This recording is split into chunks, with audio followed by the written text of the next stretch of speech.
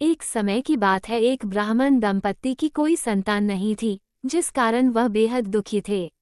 एक समय ब्राह्मण वन में हनुमान जी की पूजा के लिए गया।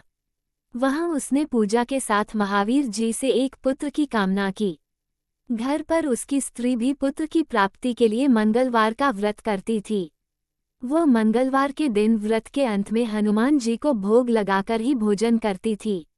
एक बार व्रत के दिन ब्राह्मणी ना भोजन बना पाई और ना ही हनुमान जी को भोग लगा सकी। उसने प्रण किया कि वह अगले मंगलवार को हनुमान जी को भोग लगाकर ही भोजन करेगी। वह भूखी प्यासी 6 दिन तक पड़ी रही। मंगलवार के दिन वह बेहोश हो गई। हनुमान जी उसकी निष्ठा और लगन को देखकर प्रसन्न हुए।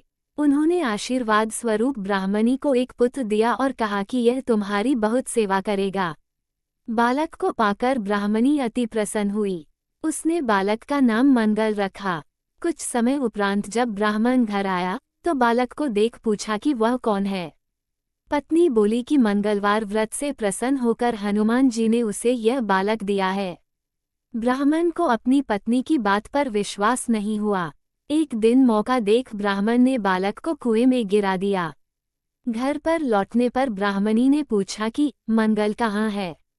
तभी पीछे से मंगल मुस्कुरा कर आ गया। उसे वापस देखकर ब्राह्मण आश्चर्यचकित रह गया।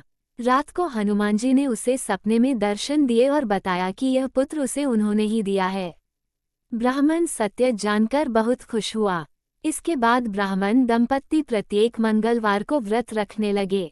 जो मनुष्य मंगलवार व्रत कथा को पढ़ता या सुनता है और नियम से व्रत रखता है, उसे हनुमान जी की कृपा से सब कष्ट दूर होकर सर्व सुख प्राप्त होता है और हनुमान जी की दया के पात्र बनते हैं।